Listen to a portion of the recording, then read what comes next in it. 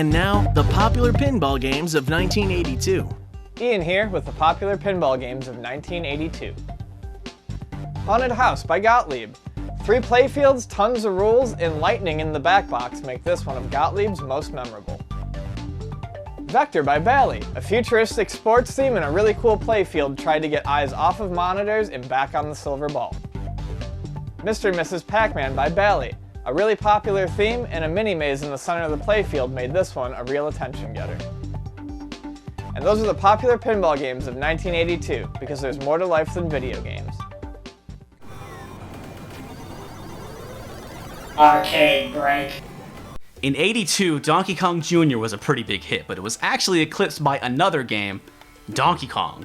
Even though the first Donkey Kong came out in '81, it was '82 was when it became a really big hit. Nintendo thought it'd be a great idea to release Donkey Kong Jr. in 1982. It was an awesome breakfast cereal. There's a Donkey Kong Jr., and a Donkey Kong 3, but no Donkey Kong 2. Well, Donkey Kong Jr. was a really fun game because it took the idea of Donkey Kong and just changed it around. Now, Mario is the bad guy, right? That's kind of weird, isn't it? Well, Donkey Kong Jr. was kind of a different game than the original Donkey Kong. You played as obviously Donkey Kong's son, Donkey Kong Jr., and your goal was to save your father in the game. And you went through various obstacles, kind of like Mario did. That's where the similarities are, where it was an obstacle course, but you were like climbing vines, climbing up chains. You weren't climbing ladders too much. It's pretty crazy to think that our hero plumber's second outing was as the villain in Donkey Kong Jr. Sure, you could blame Mario for mistreating Donkey Kong in the first game, but he went full-on bad guy this time. Now Mario's the bad guy, and he captured Big Daddy Donkey Kong, and he's like, "Rawr, I'm whipping and I'm throwing out these clap traps, and they're gonna get you. They're gonna get you, little Donkey Kong Jr." Luckily, he stopped abusing animals after this game. Unless you count the Yoshis, and the 3D rabbits, and the animal enemies, and the animal suits. Actually, someone should call PETA. Now, where'd this kid come from? You mean the whole time, instead of watching over your baby, you out kidnapping ladies? Like, why are you kidnapping ladies? Junior should have been like, "F off, Pops. You're in a cage? Well, that's what you get for kidnapping ladies instead of raising me." The thing that was also cool about it was that you get to slide around on the vines and just the mechanics of that. And we're gamers, right? And so gameplay is king. And being able to have this new mechanic that was also super sweet, and the ability to kind of climb up strategically and then to drop down and slide, but then catch yourself. It was just a really fun, cool mechanic. I really enjoyed it. So here's the other crazy thing. We would not see Donkey Kong Jr. until 1992's Super Mario Kart for the Super Nintendo. We wouldn't see him again because in Donkey Kong Country, you are not playing as Donkey Kong. You're playing as Donkey Kong Jr. all grown up, and it is in fact Cranky Kong that is the Donkey Kong that kidnapped Daisy all those years ago. In the intro screen, Donkey Kong is captured by Mario and is put in a cage, and he's pushed off the screen by 2 Marios. I'm trying to wonder if this is the genesis of Luigi. I like to think that at the end of Donkey Kong Jr., they had a nice long chat, and Mario was like, "Hey, he kidnapped my girl instead of raising you." And they realized, on top of being a kidnapping monkey, he's also a shitty father. So maybe Mario and Donkey Kong were able to bury the hatchet, settle their differences, and that's why they're friends. Knowledge bomb. This is an ordinary TV video game. This is Vectrex, the only video game system with its own video screen. Take it anywhere. This is the Vectrex, which was released in 1982, and while it was a commercial failure like the Atari 5200, everybody loves the Vectrex. I love the Vectrex. Why don't I have this? I mean, it is just, of all of the early 80s, video game tech, that's out there, I think this is by far the most interesting. It was an all-in-one vector monitor video game system combo. Vector quality graphics. It was vector graphics. Vector graphics. Clean, crisp, more detail than anything else you could do at the time. Vector graphics is just something you can't get on your home TV. That's all raster. That's an electron gun, sweeping back and forth and making the pictures and pretty and blah, blah, blah. Vector graphics are like bajam in your face. Here's the joystick of the Vectrex. 4 buttons. Most games only used a couple. Joystick was okay. Another thing I like about the Vectrex is that it has a handle built into the back, and it's technically a portable game console. As long as you have some AC power nearby, you can take the Vectrex and play it wherever because it's got its own screen. What was really cool, they did stuff like they had the light pen. You could go on the screen and draw. You put it up to the screen and it actually attracts the... Right. It attracts the phosphorus. Yeah. Or something. They had Melody Master, they had Animaction. Hold it up, you can animate at the time. Hell, it was only vector graphics. It was only one color, blazing white, but it was cool.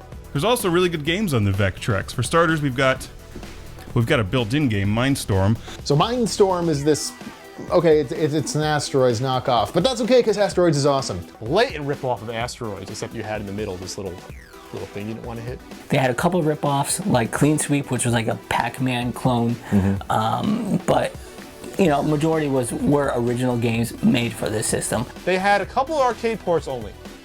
They had Scramble and Pole Position. The system also had some pretty impressive sound capabilities, like in a game Spike. They used a lot of digital voice in that game, and it sounded really good. Armor Attack.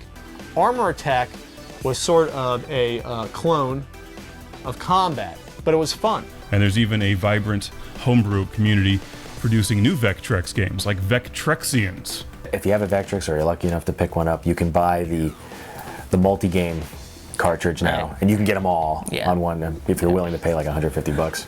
All the games in the Vectrex library came with an overlay that you put on top of the monitor because you didn't have any color graphics on the system, so you had these overlays, which are plastic, and they gave you the backgrounds on the game. You put them on, it's like, ooh, it's green and blue, a little bit of blue. Okay, I'm buying this theater of the mind. This is awesome. I need a Vectrex. Pat probably has like 10 of them in his basement. I'm gonna beat him up.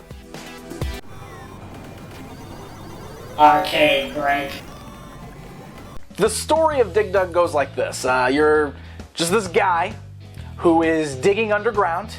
Similar a little bit to Mr. Do, that you're underground, you know, digging tunnels, except in this game, the objective is to kill all your enemies. You beat the level by blowing bad guys up. By blowing up bad guys. You beat the level by, just move on. You're like digging underground, you inflate enemies and you can make them burst, and a little too violent for my tastes. Or you can just drop rocks on them. Whatever way you feel is best to just kill these monsters while they're just hanging out in their natural habitat. One of the most charming things about Dig Dug is that when you walk, it plays background music, and when you stop, the music stops. I like to make my own little remixes by starting and stopping, and it's like DJ Dig Dug, or Dig Duggy Fresh. They all must die. Did you know he has a name? Does he have a name? I'm sure you're gonna tell us, Mr. Namco. It's Taizo Hori. Wow, 4 people will care about that. He had a wife, but Great. they're separated. And I'm sure he had a son. There's a legacy, the Mr. Driller games. He has a son, Susumu Hori. That's Yeah. Mr. Driller. Oh, this is so creepy. I'm gonna stop.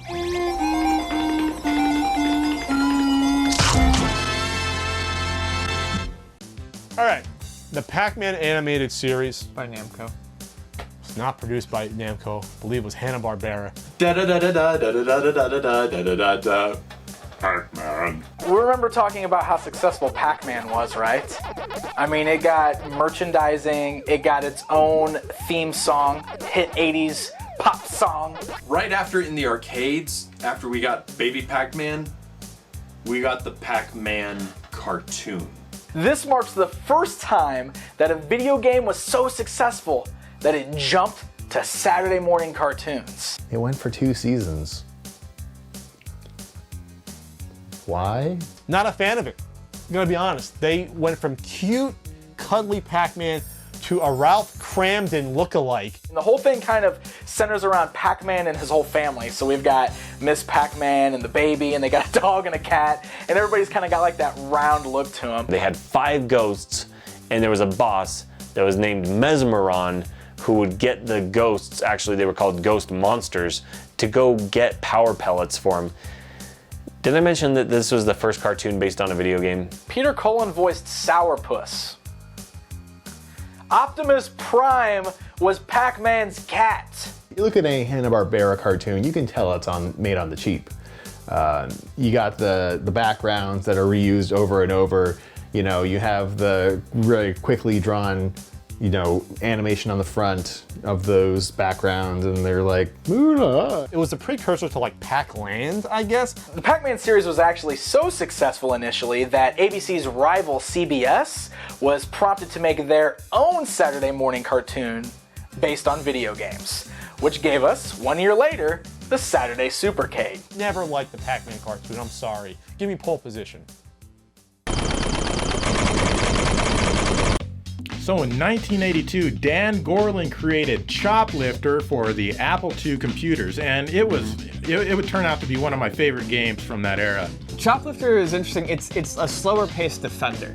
You're in a helicopter and you take off and you're rescuing hostages, you know, from the bungling empire. And then you fly back, you know, maybe 100, 200 feet to where they're safe at their base, and the enemy, of course, can't attack that base because it's 200 feet away. You pedal them back and forth. And then you just go, wash, rinse, and repeat the process. You got some enemies that you got to avoid, and you're picking up things.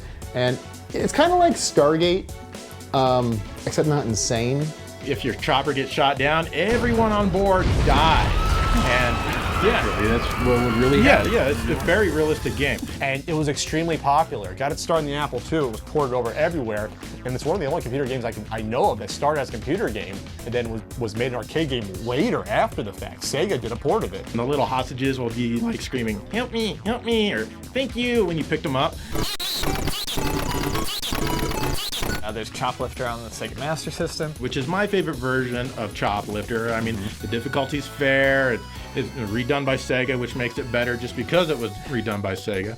If you grew up at any time in the 80s, I'd be very surprised if you didn't play this game on something. So it's an important game. Roo, eat it. And now the forgotten video games of 1982. Pat here with the forgotten video games of 1982. Baby Pac-Man, the clunky Pac-Man pinball/video game. Disco number 1, Data Eat's groovy kicks-like dancing game. Bubbles by Williams, the game where you're a soap bubble cleaning out a sink. Jack the Giant Killer by Cinematronics, the fairy tale multi-screen adventure. And Communist Mutants from Space for the 2600. Yeah, it's Space Invaders, but with a Cold War twist. And those were the forgotten video games of 1982. Just because you don't remember them doesn't mean they weren't fun.